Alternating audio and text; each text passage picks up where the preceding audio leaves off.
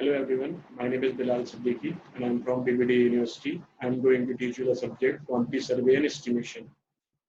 Some are the basic technical terms which are used during studies of the subject, and the first one is estimate.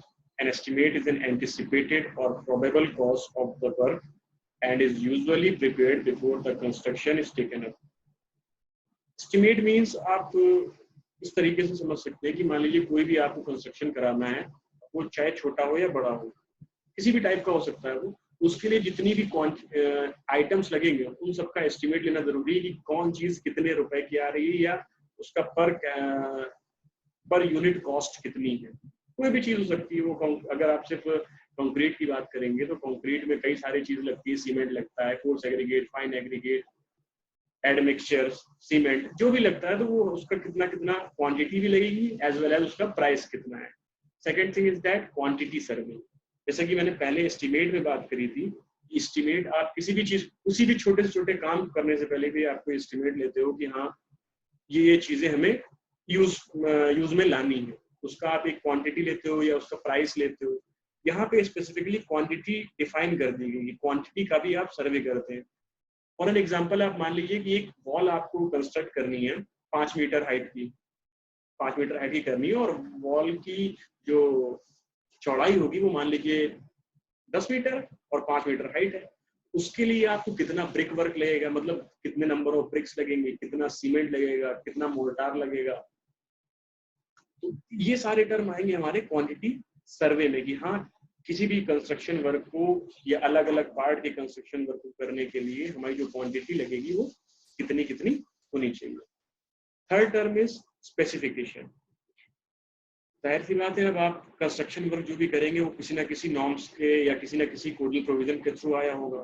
ऐसे ही आप तो कर नहीं लेंगे कि हाँ अपनी मर्जी से आपने ले लिया कि इतना इतना क्वांटिटी आपको लेनी है। स्पेसिफिकेशन आपका ये डिफाइन करता है यहाँ पे कि अगर आप ब्रिक वर्क यूज कर रहे हैं, जैसे कि मैंने इससे पहले वाले टर्म में आपको एग्जांपल दिया था, एक वॉल आपको कंस्ट्रक्ट करनी है जिसकी चौड़ाई 10 मीटर आप ले रहे हैं, हाइट 5 मीटर ले रहे हैं फॉर एन एग्जांपल, उसके लिए कुछ स्पेसिफिकेशन दिए होंगे, स्पेसिफिक चीजें कि हाँ किस टाइप की वॉल बनानी है या कौन सी वॉल बनानी है और उसके लिए आपको कौन सा ब्रिक वर्क उसमें यूज करना है, कौन सा फर्दर सीमेंट यूज करना है, किस ग्रेड का मोर्टार बनाएंगे आप, ये तरह अलग अलग चीजें। अगर इसकी डिटेल टेक्निकल डेफिनेशन पढ़ी जाए तो वो ये रिप्रेजेंट करती है कि detail specification given the nature, quantity and class of work, as I told you, class of work, brick work, material to be used in various parts of work, quality of the material, their proportions, method of preparation, workmanship and description of execution of work are required. As I told you the detail about the specification, here is the technical concept of this specification. Fourth one is rates. Rates are defined as the rates of various items of work, materials to be used in construction and the wages of different categories of labor should be available for preparing an estimate. By means the जो भी आप construction material ला रहे हो उसका क्या rate है या वो किस मूल्य पे हमें या किस पैसे पे हमें वो मिल रहा है, इसके लिए अलग अलग है कि रेट एनालिसिस किया जाता है किसी भी एस्टिमेशन बनने के बाद, जो कि आप डिटेल में आगे पढ़ेंगे। Fifth one is site plan. In this the plan drawn of a particular construction showing its position with respect to approaching road, main bazaar, markets and other permanents। मतलब जो अब हमारा साइट प्लान है, जो मतलब जो हमारी कंस्ट्रक्शन साइट है, वहां से ये जितनी भी एमिनिटीज की जगह है वो कितनी कितनी डिस्टेंस पे है। फॉर एन एग्जांपल आप ये समझिए कि अगर आपको किसी बहुत ही मार्केट की डेंस जगह में कंस्ट्रक्शन कराना है, बहुत ही डेंस जगह में अगर आपको कंस्ट्रक्शन कराना है जो कि बहुत ही क्राउडेड एरिया है, तो वहां पे आप कंस्ट्रक्शन के लिए आपको जो मटेरियल अवेलेबिलिटी होगी वो 24 आवर्स नहीं रहेगी, जस्ट बिकॉज डे टाइम में वहां पे काफी ज्यादा रश होगा और आपके कंस्ट्रक्शन इक्विपमेंट्स या मटेरियल वहां तक पहुंचने में थोड़ी सी दिक्कत आ सकती है, इसलिए थोड़ा सा साइट प्लान को भी देखा जाता है। Sixth one is line plan. Line plan can be defined as the plan of a particular construction simply showing main features with the help of the single lines of the different portion of the construction. Details of constructions are not generally shown on this plan. This inside and outside dimension shown on the plan should necessarily be corresponding to actual dimension. Line plan basically ये कि कब कौन सा काम होगा उसका एक flow chart type का होता है और बेसिक प्लान होगा कि हाँ जो हमारा overall area of construction area कितना है उसके बारे में। सेकंड थिंग, उसमें डिटेल्ड चीजें नहीं रहती कि हर चीज का डायमेंशन नहीं रहेगा, सिर्फ आउटलाइन का डायमेंशन रहेगा। Seventh one is index plan. This is the plan of a particular colony showing in the position of different houses. कोई मान लीजिए एक हाउसिंग सोसाइटी है, तो उसका अगर आप एक पूरा प्लान लेते हो उसको आप इंडेक्स प्लान की कैटेगरी में रख सकते हैं।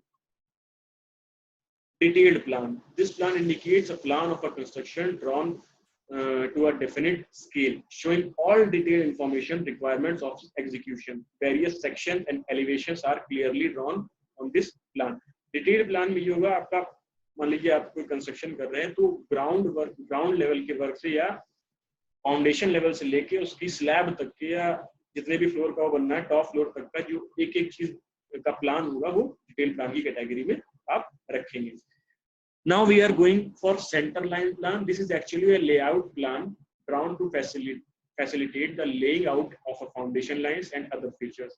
It is generally fixed on the entrance or at exit of the central place of the colony for the guidance of the inhabitants or outsiders. CLP या center line plan ये होता है, आप किसी भी अगर monuments जाओगे या कहीं पे भी आप जाओगे या किसी भी अच्छी सोसाइटी या कोई भी ऐसी हाउसिंग सोसाइटी में आप जाएंगे तो एक पूरी सोसाइटी का एक प्लान आपको बाहर दिया रहता है, that is central line plan. वो आउटसाइडर के लिए होता है बेसिकली, जो फैमिलियर नहीं है उस प्लेस से उस जगह के लिए। Next term is supplementary estimate. When some additions are done in original work, a fresh detailed estimate is prepared to supplement the original work. This estimate is called supplementary estimate. It is also accompanied by all the papers as required in through detailed estimate. Okay, next one is administrative approval. For any project required by the department and approval, so sanction of the competent authority with respect to the cost and work is necessary at the first instance. Administrative approval आप ये कह सकते हैं, जैसे कि अगर आप basically Lucknow की बात करें सो एलडीए अप्रूव्ड हाउसिंग सोसाइटीज होती हैं, एलडीए अप्रूव्ड घर जो लोग बनवाते हैं एलडीए से अप्रूव्ड करा के नक्शा पास करा के, ये आएगा एडमिनिस्ट्रेटिव अप्रूवल में। Technical sanction, it means all the sanction and order by the competent authority of the department for a detailed estimate, design, calculation, quantities of work rates and cost of work. It means जो भी एक government authorised जो आपका rate book होती है तो उसके regarding आपका ये टेक्निकल सैंक्शंस उस कैटेगरी में आएगा। Competent authority, an office, authority मतलब एक कोई an officer or any other authority in the department to whom relevant powers are delegated by the government financial department. कोई भी गवर्नमेंट अप्रूव प्रोजेक्ट है तो उसमें जो भी जितना भी सैंक्शन फंड सैंक्शन होता है पर्टिकुलर हर चीज के लिए step by step construction work के लिए, उसके लिए कोई खास अथॉरिटी रखी जाती है, वो इस कैटेगरी में आएगी। Ordinary measurement book, it is measured book in which entries regarding the work done or supplies, जितना भी काम आपका होता जा रहा है फ्लो चार्ट के रिगार्डिंग या स्टेप बाय स्टेप आप, क्योंकि आप कंस्ट्रक्शन वर्क एक साथ कई सारे छोटे छोटे उस पे वर्क ब्रेकडाउन स्ट्रक्चर जिसे आप समझते हैं तो WBS के थ्रू आप कई छोटे छोटे उसको टास्क में डिवाइड करते हैं। हर टास्क एक जो कंप्लीशन वर्क किया है तो एक मॉड्यूल बनाते हैं कि हाँ इस तरीके से इस टाइम स्लॉट में ये काम आपको करना है, वो आएगा आपका ऑर्डिनरी मेजरमेंट बुक में। lump sum items, sometimes while preparing estimate for the certain, मतलब प्लस माइनस 5%, 2.5%, 2.5% या जो भी परसेंट आपको ले जाता है जो कि एक्स्ट्रा वेजेस में आता है वो lump sum items में ले लेते हैं। plinth area, the build up covered area of a building measured at floor level of any story is called plinth area. Okay. Circulation area, the total cost of construction including all expenditures incurred plus the cost of external service up to the end of completion of work is called capital cost. It also includes the cost of preliminary work, miscellaneous items and supervision charges. Overall जो आपका charges cost होगी वो आ जाएगी इसमें।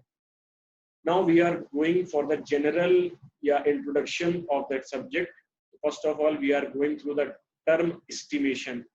Hence here estimation estimating is the technique of calculating or computing the viscous quantities and expected expenditure to be incurred on a particular work or project.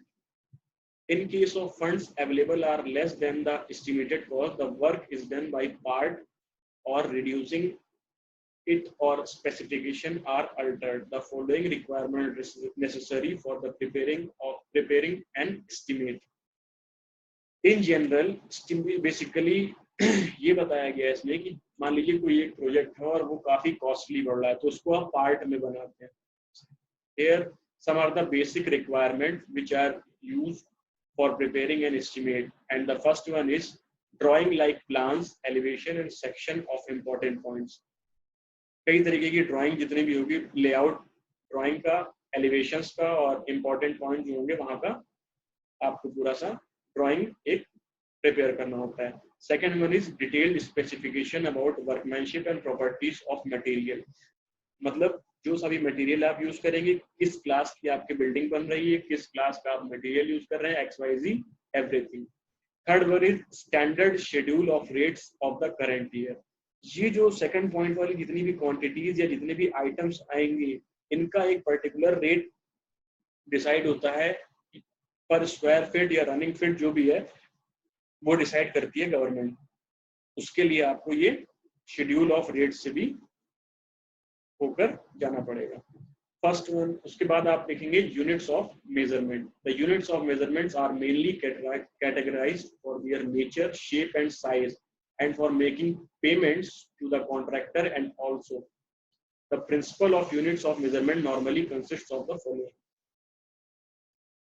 इसमें आपको ये बताया गया है कि आप फॉर एन एग्जांपल छोटा सा एक मकान बनवा रहे हैं, 2 BHK 3 BHK जो भी बना रहे हैं आप, उसके लिए आपको जो भी चीजों की या जो भी आइटम्स की जरूरत पड़ेगी उसका आप मेजरमेंट कैसे करोगे. तो इसमें पहला पॉइंट ये, single unit work like doors, Windows, trusses etcetera is express in number. मतलब जितने नंबर ऑफ दरवाजा, विंडोज, डोर्स एंड ट्रसेस, ये जितने भी आपके लेंगे ये क्वांटिटी इनकी नंबर्स में आएगी. Second one is work consist linear measurement involve length like cornice, fencing, hand rails, bands of specified width etcetera are expressed in running metre. मतलब रेलिंग वाला जितना भी काम होगा आपका, और इसके साथ साथ जितने भी मैंने अभी नाम लिए कि फेंसिंग, हार्ड रेल, ये सारे आपके रनिंग मीटर में आएंगे. Third point is work consist areal surface measurement involve area like plastering, white washing, partitions of specified thickness etcetera are expressed in square metres. मतलब ये L/B में लिया जाएगा. Fourth point is work consist cubical contents which involve volume like earthwork. मतलब foundation जब आप देते हो तो उसमें कितना कंक्रीटिंग हुई है, cement concrete, masonry etcetera are expressed in cubic metre. For an example, कहीं पे भी अगर कास्टिंग हो रही है, स्लैब कास्ट हो रही है, तो वहां पे अगर आप RMC से अपना स्लैब कास्ट कराते हो तो यही कहेगा कितना MQ वहां पे कंक्रीट आपको दिया जाए. एस्टिमेशन कॉस्टिंग में कोड यूज होता है IS 1200. उसी के रिगार्डिंग आपके पर्टिकुलर ऑफ आइटम्स, उसका मेजरमेंट किस यूनिट में होता है और यूनिट ऑफ पेमेंट क्या है. ओके. अर्थवर्क की बात करेंगे अगर आप, मतलब फाउंडेशन लेवल की, तो अर्थवर्क इन एक्सकेवेशन, जो एक्सकेवेटर आपका एक्सकेवेट करेगा वहां से कितनी सॉइल आप एक्सकेवेट कर रहे हैं वो आएगी क्यूबिक मीटर में. Earthwork in filling foundation and trenches, वो भी क्यूबिक मीटर में. Earthwork in filling in plinth, ये भी क्यूबिक मीटर में. पेमेंट जो उसका होगा परसेंटेज क्यूबिक मीटर में होगा. उसके बाद अर्थवर्क का मतलब ये था आपने कितना एक्सकेवेशन किया, वहां से कितना मिट्टी आपने डिग करी. सेकंड वन इज वहां पे आप फाउंडेशन देंगे तो जाहिर सी बात है वहां पे आप कंक्रीटिंग करेंगे. कंक्रीटिंग किस चीज की होगी, lime concrete, cement concrete, lintel, RCC इन स्लैब, ये सब आपका क्यूबिक मीटर में आएगा. Okay. Third one is damn proof course या DPC. थिकनेस, उसकी थिकनेस होगी वो आएगी स्क्वायर मीटर में. पर स्क्वायर मीटर उसका रेट आप लगाएंगे. Okay. Fourth one is brick work. Brick work आपका जहां भी यूज होगा, फाउंडेशन में, प्लिंथ में, सुपरस्ट्रक्चर में, पार्टीशन में, आर्चेस में, ब्रिक और रेनफोर्स RB वर्क जो होगा वो सारा आपका क्यूबिक मीटर में होगा. सिर्फ थिन पार्टीशन वॉल जो होंगी वो आपकी स्क्वायर मीटर में होगी, और बिलिंग सबकी पर क्यूबिक मीटर ही होगी। Fifth one is stone work. Stone measurement अगर आप आते हैं as it is cubic metre में उसकी क्वांटिटी आप मेजर करेंगे, और बिलिंग जो होगी पर क्यूबिक मीटर होगी। Six one is would work. Door, sand Windows, frame और चौखट, ऑब्लिक राफ्टर्स, बीम्स, सब क्यूबिक मीटर में, और रेट जो उसका होगा वो पर क्यूबिक मीटर में होगा। Second one is shutter of doors and Windows. Thickness इसकी स्पेसिफाइड होगी कि हाँ कितनी थिकनेस का डोर या विंडो लगना है, पल्ला जिसको बोलते हैं, क्यूबिक मीटर में जाएगा ये भी, और इसका जो रेट होगा पर क्यूबिक मीटर में होगा। ये जो आपका पहला पॉइंट है, ये आप बात कर रहे हैं दरवाजे की, यार इसको आप चौखट बोलते हो, उसकी वो जाएगा क्यूबिक मीटर में। लेकिन जब आप उसके पैनल्स की बात करेंगे, जिसको आप दरवाजा या पल्ला बोलते हो, ओके, उसकी आप बात करेंगे स्क्वायर मीटर में। उसकी जो क्वांटिटी जाएगी स्क्वायर मीटर में, और रेट जाएगा पर स्क्वायर मीटर में। Third one is doors and Windows fittings. ये आपके नंबर्स में जाएगा, जो भी उसके एंगल वगैरह या जो भी लॉक लगता है वो नंबर्स में जाएगा, और वो जाएगा पर नंबर में। Seventh one is steel work. Steel work आपका जाएगा, now the next term is steel work. Steel reinforcement bars weight से आती है, क्विंटल में आएगी, और पर क्विंटल इसका रेट डिसाइड होता है। बेंडिंग, बाइंडिंग, इसी स्टील का जितना भी पोर्शन है मैक्सिमम वो आपका क्विंटल्स में ही आएगा, या वेट के उस पे आएगा, और उसका जो बिलिंग होगी पर यूनिट वेट होगी, पर क्विंटल में ही आता है basically. But when we are talking about the iron grills की बात करेंगे, वो आती है स्क्वायर मीटर में, और उसकी बिलिंग होगी पर स्क्वायर मीटर में। Next one is roofing. RCC और RB slab roof cubic metre में आएगा इसका। स्टील एक्सक्लूड, स्टील इसमें नहीं रहती, ओके, पर क्यूबिक मीटर इसकी बिलिंग होगी। शटरिंग वर्क और ब्रिक वर्क, स्टोन स्लैब, ये सब आपका स्क्वायर मीटर में ही आएगा, बिलिंग पर स्क्वायर मीटर में होगी। एसी शीट रूफिंग, ये भी स्क्वायर मीटर में होगी, पर स्क्वायर मीटर इसका बिलिंग आएगी। Plastering, points and finishing. Plastering work जो होगा वो सब स्क्वायर मीटर में आएगा, पर स्क्वायर मीटर उसकी आप बिलिंग करेंगे। पॉइंटिंग, ये भी आएगा आपका स्क्वायर मीटर में, पर स्क्वायर मीटर में बिलिंग होगी। वाइट वॉशिंग या कलर का जितना भी सब आइटम से, ये सारा स्क्वायर मीटर में ही आप लेंगे। पेंटिंग, वाइट वॉशिंग, सब स्क्वायर मीटर में। नेक्स्ट आता है आपका flooring. 25 mm cement concrete over 75 mm lime concrete floor including, तो ये आएगा आपका स्क्वायर मीटर में, पर स्क्वायर मीटर। फ्लोरिंग मतलब फर्श जो आप बनाते हो, उसकी बात चली स्क्वायर मीटर में। Rain water pipe, plain pipe running metre में चलता है, पर लेंथ के हिसाब से, पर रनिंग मीटर इसका भी बिलिंग होगी। Steel wooden trusses, quantity numbers के हिसाब से, पर नंबर उसका बिलिंग हो जाती है। ग्लास पैनल एरिया के हिसाब से लगेगा, मतलब स्क्वायर मीटर में। ग्लास पैनल की फिक्सिंग और क्लीनिंग, कोई इसका कोई रेट नहीं है क्लीनिंग का, बट पर नंबर के हिसाब से लगता है कि मान लीजिए कई सारे ग्लास के पैनल्स हैं, आपको वो एड ऑन करके एक बड़ा स्ट्रक्चर एलिमेंट बनाना है, तो उसकी जितने भी नंबर ऑफ ग्लास पैनल्स लगेंगे उसके हिसाब से इसकी बिलिंग होती है। Now we are going for the topic rules for measurement. जो भी आप मेजरमेंट ऊपर आप कर रहे थे, इस हिसाब से इसके कुछ रूल्स हैं according to Indian Standard 1200. So first one is measurement shall be made for finished item of work, and description of each item shall include material, transport, labor, fabrication tool and plant, all type of overheads of for finishing the work in required shape, size and specification. It means it includes all the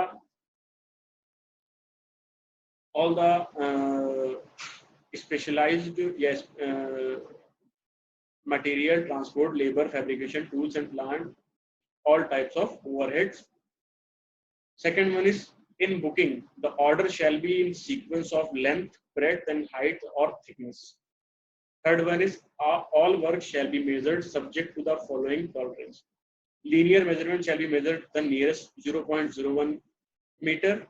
Area shall be measured in the nearest to 0.01 square meter. Cubic content shall be worked out to the nearest 0.01 cubic meter.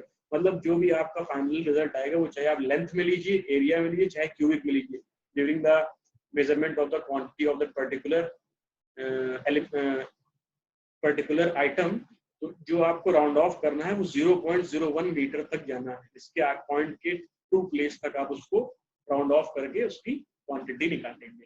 Fourth one is same type of water work under different conditions and nature shell be measured separately under separate items. Her item का जो भी आप करेंगे वो अलग अलग measurement करेंगे। It means मान लीजिए आपको कंक्रीट बनाना है, तो कंक्रीट के लिए आप और जब कंक्रीट मिक्स करने वाले होंगे तो उसके लिए तो आपको सबसे पहले cement, coarse aggregate, fine aggregate, plasticiser, water, ये सारी चीजें अलग अलग मेजर करनी पड़ेंगी। ये पॉइंट दिखा रहा है। Fifth point is the bill of quantities shall fully describe the material proportions, workmanship and accurately represent the works to be executed. BOQ जो बनेगा बिल ऑफ क्वांटिटीज, कितनी चीजों की आपको जरूरत है पर्टिकुलर एक कंस्ट्रक्शन के लिए, तो उसके लिए आप जो BOQ बनाएंगे वो डिस्क्राइब होना चाहिए regarding material, proportions, labours and जो भी वर्क उससे आपको कराना है, अर्थ वर्क कराना, सॉरी फाउंडेशन लेवल कराना है, बीम कास्ट कराना है, कॉलम कास्ट कराना है, स्लैब डालनी है, जो भी है। Sixth one is in case of masonry, stone और ब्रिक, किसी की भी मेजनरी हो सकती है, और structure concrete, the category shall be measured separately and the height shall be described from foundation to plinth level, मतलब फाउंडेशन जहां से आएगी और प्लिंथ लेवल जहां से आपका स्ट्रक्चर शुरू हुआ है, plinth level to the first floor and first floor to the second floor and so on. Requirements of estimation and costing. Estimates main topic है ये, मोस्टली जल्दी एग्जाम में यही मोस्टली एग्जाम में जो क्वेश्चन आएगा आपका कि हाँ ये चीजें आ सकती है उसमें। Okay, estimation gives an idea of cost of the work and hence its feasibility can be determined.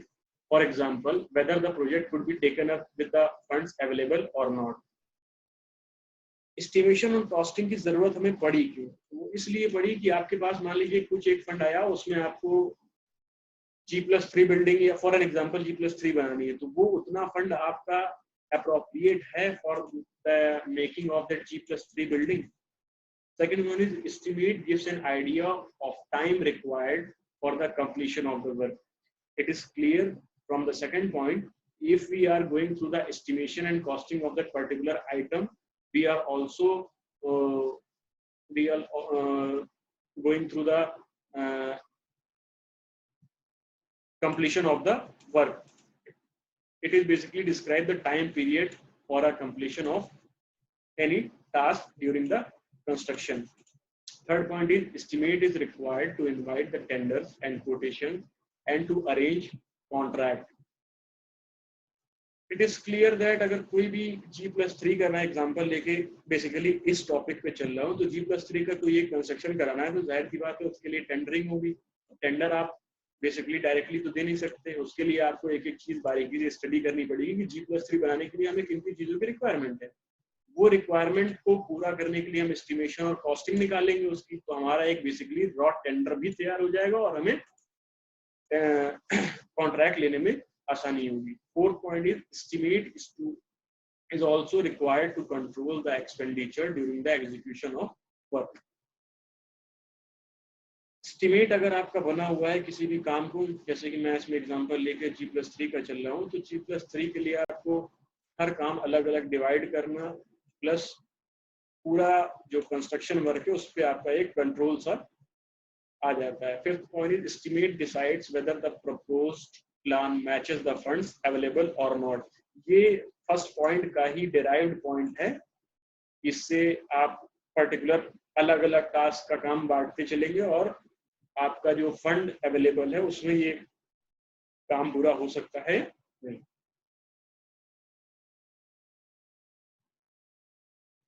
Procedure of estimation और method of estimating, basically 3 method होते हैं, preparing detailed estimate, calculating the rate of each unit of work and preparing abstract of estimate. Okay, next is data required to prepare an estimate.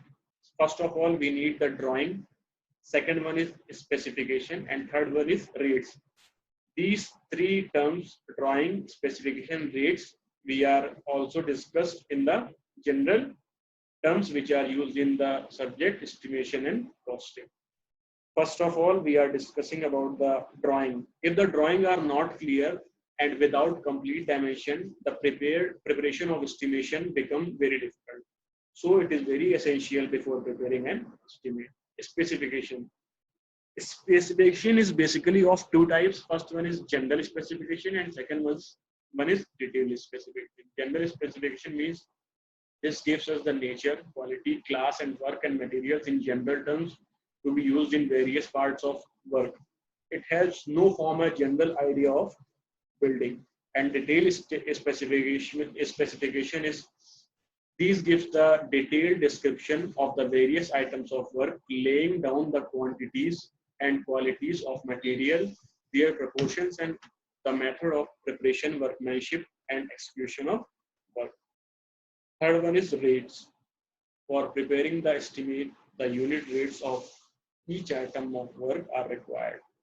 For arriving at the unit rates of each item, the rates of various material used in construction, the cost of transport, the wages of labor. Rates अगर आपको नहीं पता होंगे कि कौन सा material की क्या कॉस्ट है, तो आप एस्टिमेशन आप नहीं कर पाओगे किसी भी स्ट्रक्चर का. कॉस्ट ट्रांसपोर्ट मटेरियल कितना, ट्रांसपोर्टेशन ऑफ मटेरियल जो आप यूज करोगे कंस्ट्रक्शन में उसके ट्रांसपोर्ट कॉस्ट कितनी आ रही है, और आपका जो लेबर लग रहा है उनके क्या वेजेस हैं. Next one is complete estimate. Most of the people think that estimation of a structure includes cost of land, cost of material and labor, but many other direct and indirect costs include are shown below. LS items. The following are some of LS items in the estimate: water supply and sanitation arrangement, electrical installation, architectural features, and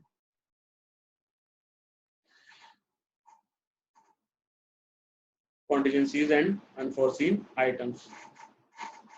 In general, certain percentage of the cost of estimation is allotted for the above LS items, even if sub-estimate prepared or at the end of the execution of work. The actual cost should not exceed the LS amount provided in the main estimate. Next topic is work chart establishment. During the construction of a project, considerable number of skilled supervisors, work assistants, watchmen, etc. are employed on temporary basis. The salaries of these persons are drawn from the LS amount allotted towards the work chart establishment. That is establishment which is charged directly of work. The amount of 1.5 to 2% of the estimated cost is provided towards the work chart establishment. It means जो भी work construction cost आपकी overall project की आएगी उसका 1.5 से 2% आप इन सारी चीजों के लिए लगाते हैं. Clear? Skilled supervision, work assistants, watchman etcetera के लिए. Next the main topic is method of taking out quantities. Quantities आप जो लोगे वो कैसे कैसे आप इस चीज की लोगे. Quantities like earth work, foundation concrete, brick work, in plinth hand, superstructure etcetera can be work out by the following of two methods. First one is long wall, short wall method. Second one is center line method. And the third one is combination of these two methods, partially center line and short wall method. Clear? So basically long wall and short wall method we will discuss in the next lecture, and thank you.